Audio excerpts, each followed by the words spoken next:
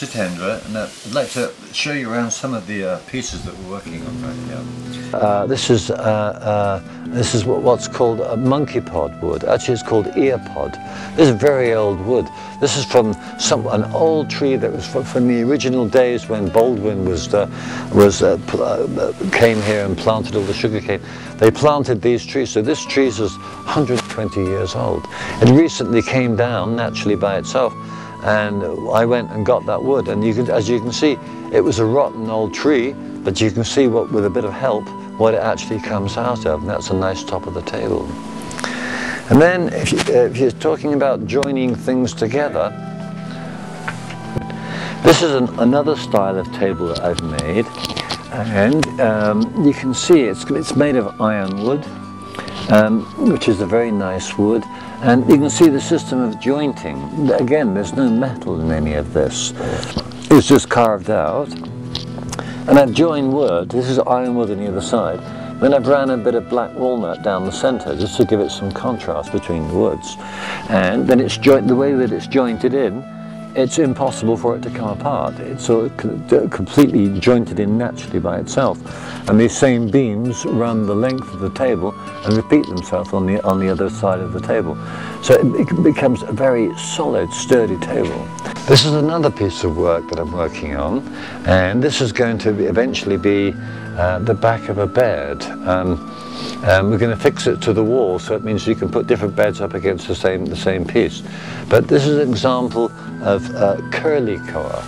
You have curly koa, and the curl being these lines that you have in the wood here. These are not saw lines, these are compression lines. And you normally get that happening. It's almost a compression of the grain. It's where the wood has grown too big upon itself. It's been in a windy place and it's had to create a muscle. And that muscle reflects itself in the curl. That's the curly koa.